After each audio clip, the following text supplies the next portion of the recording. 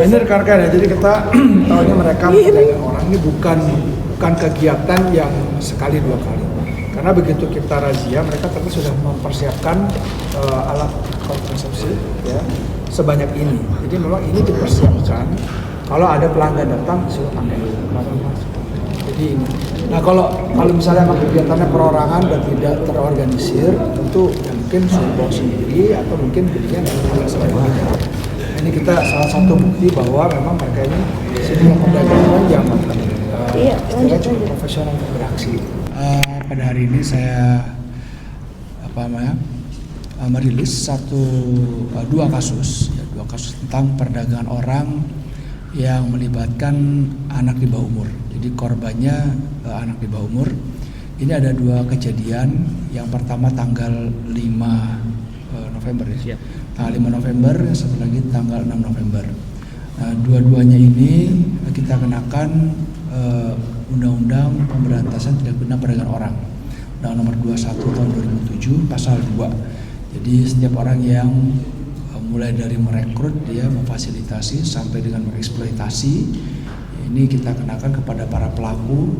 Kalau pertama ini pelakunya satu orang dan yang kedua pelakunya ada 4 orang ya. Nah, dengan korban yang pertama korbannya 1, yang kedua korbannya ada 7 orang. Nah ini sudah lama kita pantau dan kebetulan kita mendapatkan informasi dari masyarakat bahwa ini sering terjadi di salah satu apartemen yang ada di wilayah Depok, dan kita melakukan penyelidikan sampai akhirnya kita bisa melakukan pengungkapan kemarin tanggal 5 dan tanggal 6 November.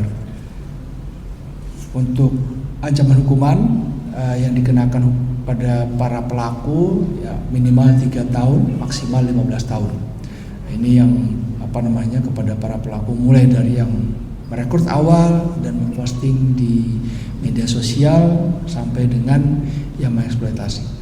Nah untuk setiap kali mereka melakukan perdagangan orang ini dikenai biaya si korban 3 juta rupiah. Jadi dijual dengan harga 3 juta rupiah dan ini spesialisasi dilakukan terhadap orang asing. Jadi orang asing ditawarkan ya melalui aplikasi Lokanto ya. Ini aplikasinya aplikasi Lokanto, satu lagi dengan menggunakan aplikasi WeChat. Jadi tidak ada orang-orang berwarga negara Indonesia yang memanfaatkan korban perdagangan manusia ini. Selesai itu. Pak, modus dan peran masing-masing ini apa sih, Pak? Ya modusnya ini ada yang pertama mereka menawarkan melalui aplikasi media sosial ya, tadi Lokanto dengan WeChat. Lalu setelah itu kalau mereka sudah mendapatkan orang yang mau memanfaatkan korban, itu telepon atau mungkin melalui chat gitu ya. Setelah mereka deal harga, nanti ada lagi pihak yang bertransaksi ya. Lalu kalau sudah oke 3 juta ya nanti diantarkan ya, ada pihak yang mengantarkan, nanti ada juga yang menerima uangnya. Jadi masing-masing ada perannya. Itu nggak ngambil keuntungan berapa Pak? Dari 3 juta itu mereka dapat berapa? 1 juta. Dari 3 juta mereka dapat 1 juta. Kalau yang ini ya, yang korban ya, yang korban dapat 1 juta. Jadi yang 2 juta diambil sama yang pelaku ini. Itu ada berapa korban? Sementara yang kita dapat nih ada kejadian pertama 1 korban, kejadian keduanya ada 7 korban. Anak di bawah umurnya ada berapa orang? 2 orang. Yang di bawah umur ada 2 orang, sisanya dewasa. Korbannya dari wilayah Depok atau dari luar daerah? Ada sebagian yang wilayah Depok, ada yang sebagian luar. Hubungan antara pelaku dengan korban itu apa Pak? Sehingga bisa berkomunikasi. Pacaran, bisa ada yang pacaran. Ya ada yang mereka hanya berteman saja karena memang direkrut untuk melakukan ini. Ada yang pacarnya sendiri. Jadi mereka ya pacarnya dijual. Ini kan memang modus-modus perdagangan orang ini banyak ya. Jadi dan dilakukan oleh orang-orang terdekat biasanya. Nah, jadi salah satunya adalah dengan pacaran dulu. Nanti kalau dia sudah dekat, baru nanti dijual. Berarti ini khusus dijual kepada orang asing itu? Iya, kalau pengakuan dari tersangka ini kepada orang asing, mereka pelanggannya orang-orang asing sih. Sejak kapan beroperasi? Kurang lebih udah berapa tahun ya? Setahun. Setahun lebih ya, udah setahun. Ancaman hukuman.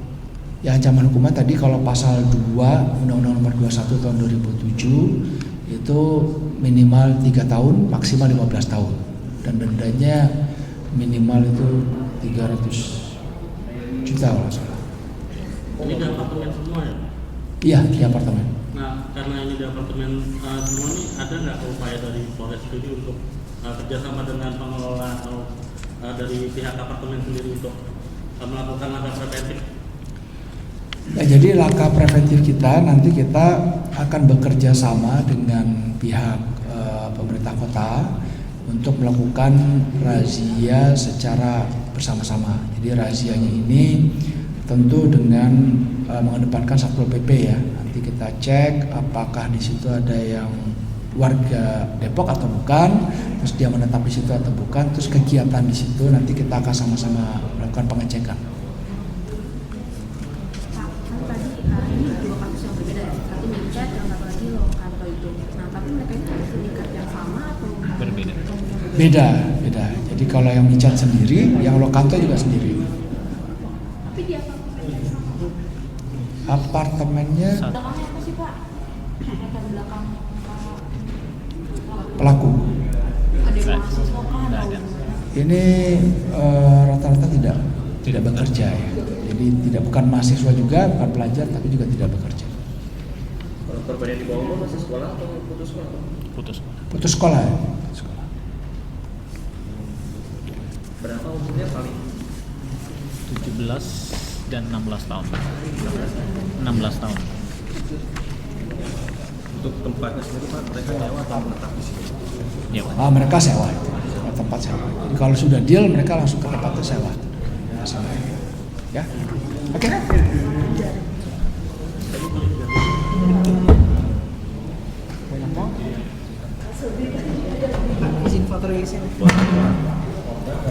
Awalnya kamu korban, kamu emang sengaja? Aku tahu aja. Tahu aja. Karena teman ini terus saya karena sudah nggak punya pekerjaan saya lakuin. Oh, kamu yang promosi? Iya. Terus kenalin kamu korban? Oh teman. Teman kamu sendiri? Iya. Oh, jadi kamu yang korban? Iya. Kalau kamu apa? Joki. Joki itu apa? Cari tahu. Yang cari tamu. Kok bisa kok bisa bahasa Inggris? Oh yang bahasa Inggris aku. Oh, bahasa Inggris kamu. Bisa bahasa Inggris. Kok pendidikan apa? Bisa bahasa Inggris. Aku bisa bahasa Inggris. Orang tua bisa. Kamu apa peran? Joki juga cara kamu. Ini.